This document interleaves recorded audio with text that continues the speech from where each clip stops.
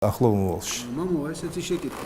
ხშირად საუბრობენ, რომ აი თითქოს და დლები, ეპისკოპოსები, სასულიერო პირები არც ერთ შემთხვევაში არ უნდა ჩაერიო პოლიტიკაში. ამ დროს თუ ჩვენ იგივე ჩვენს ისტორიას გადავხედოთ, საქართველოს ისტორიას და რას დავარქმევთ გააჩნია პოლიტიკას, მაშინ, როდესაც ყველაზე მეტად უჭირდა ჩვენ ქვეყანას ისტორიულად, ყოველთვის სასულიერო პირები ჩაუდგებოდნენ ხოლმე სათავეში, იგივე გიორგი ჭყონდიდელი ავიღოთ, იგივე ავიღოთ ბერები, მღვდლები.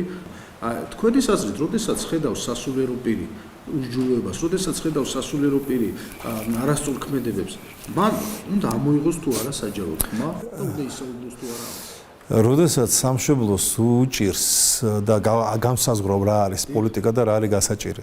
როდესაც სამშობლოს უჭირს და სასულიერო პირი არ ამოიღებს ხმას მინიმუმ ხმას არ ამოიღებს მაინც ამბიონიდან, ხო? ჯვარია მოსახსნელი მაგაზე.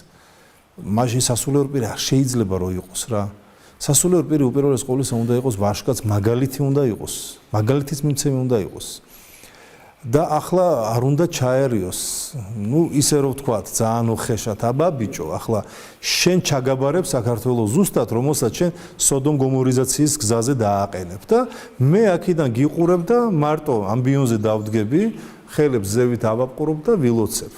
რას ქვია, არ უნდა ჩაერიოს. პირველ რიგში, აგერ ისრაელი მაგალითად პარლამენტში ზიან სასულიერო პირების წარმომადგენლები. როგორც კი რასაც იღებენ გადაწყვეტილებას, აუცილებლად საბოლოო ვერდიქტი გამოაქვთ მისი ლეგალიზებაზე, გამოაქვთ სასულიერო